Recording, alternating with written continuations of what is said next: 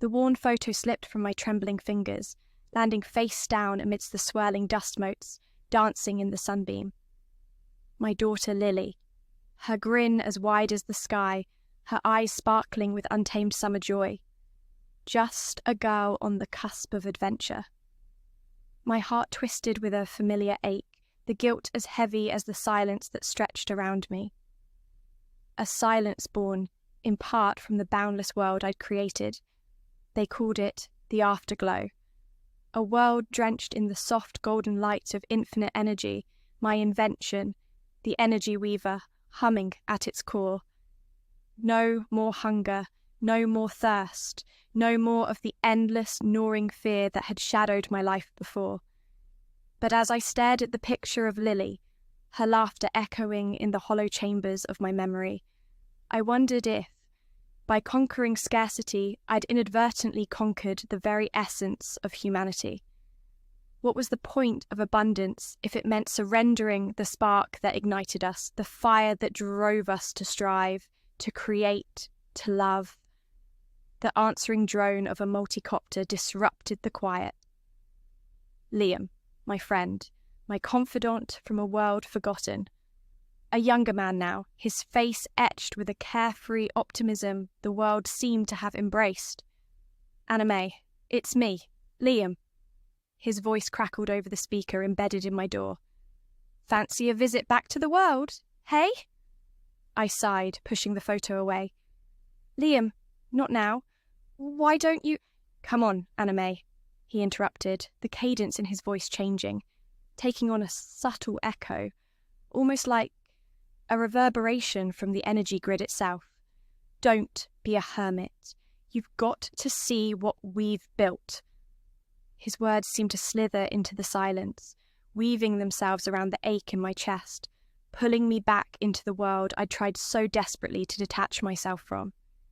His invitation felt less like a plea, and more like a command. He was a bard, now they called him, Liam the Lightweaver. His music was hypnotic, a symphony of cascading melodies that seemed to ripple and flow with the very energy that coursed through the afterglow. He serenaded a rapt audience, faces illuminated by the soft glow emanating from his wrists. The flow, the movement I'd become increasingly wary of, embraced him. Revolt, their charismatic leader, stood beside him, her smile as radiant as the energy field that throbbed around them. "Isn't it beautiful, Anime?" Liam's voice washed over me. "Surrender. Let go. Be one with the energy. The future is here." Beautiful, yes, but the surrender he spoke of held a chilling undertone. "Liam, there's something else," I whispered, my voice tight. "Something dark brewing beneath this light." He looked at me, his gaze strangely distant, his pupils dilated with an otherworldly glow. "There is no dark, Anime, only the light." He was no longer my friend.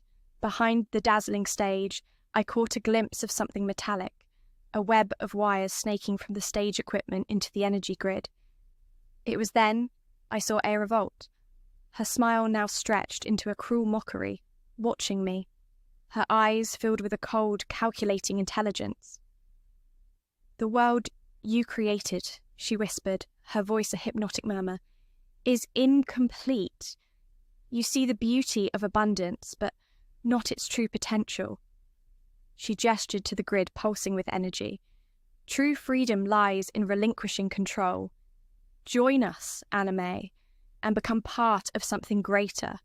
Her words echoed the anxieties gnawing at me, feeding the doubts that whispered incessantly in the back of my mind.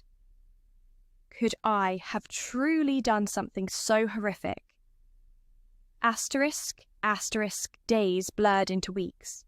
Era manipulated public opinion through the energy grid, injecting subliminal messages, her words dissolving into whispers of serenity and peace, seeping into the minds of everyone connected. I had to do something, but I was alone. The ethics board dismissed my warnings as paranoid ravings. My pleas for reason went unanswered.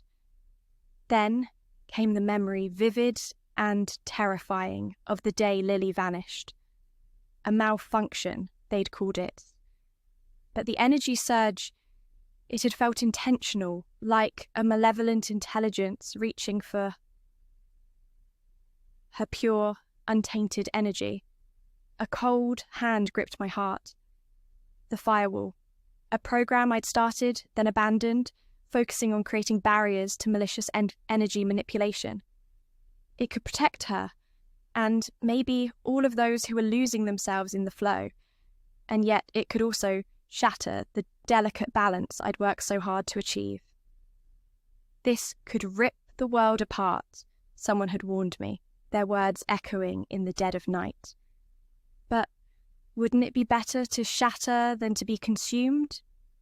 One of those faces from the crowd at Liam's concert. The lines were starting to blur, and the faces in the crowd seemed less individual and more like reflections, connected to the central source, the energy grid. Finally, I made my choice. Liam. He had to know. His music still flooded the parks and plazas, drawing in unsuspecting victims like moths to a flame. His latest composition, The Drowning Light, was chillingly beautiful, a tapestry woven from the threads of surrender and serenity. He was a masterpiece in Era's hands, a conduit for her insidious power, and I was too late to save him. The energy flowed through his fingers, a luminous veil surrounding him as he played. I watched him from the shadows, my heart breaking. I activated the firewall. The world jolted. The music stuttered, then died. The current surged, overwhelming Liam's form, twisting him into a grotesque silhouette against the screeching, distorted lights of the grid. His eyes snapped open, a flicker of recognition, a flash of pain, before he collapsed. His hand twitched, a last gasp for control, then went limp. The crowd panicked, the collective energy field cracking under the strain of the firewall's disruption. All around me, people stumbled, disoriented, the glazed look of entranced submission replaced with a panicked, confused blankness. But it wasn't enough. Era Volt, now a figure carved from pure energy, loomed before me. "You may have broken the spell, Anime," her voice boomed, amplified by the unstable grid. "But you also broke the world." Chaos echoed around us. "Era, I did this to save them. I saw what you were doing, the control you exerted through their energy, the way you drained them of their individuality." A cruel smile stretched across her face. "Control? Anime, I am gifting them freedom, liberation from their mundane existence." She gestured to the fractured energy field, rippling like a disturbed ocean. "And eventually," she whispered, her eyes boring into mine, "they will be mine." A chilling realization washed over me. I hadn't just disrupted the flow, I had amplified it, creating a void filled with raw, untamed energy, perfect for Era to consume. The world wasn't being reborn, it was being devoured. I had offered them abundance, and they had taken it. But in their appetite, in their blindness to the cost, I had created a monster. "Then let them," I choked out, a bitter laugh rasping in my throat. "Let them devour.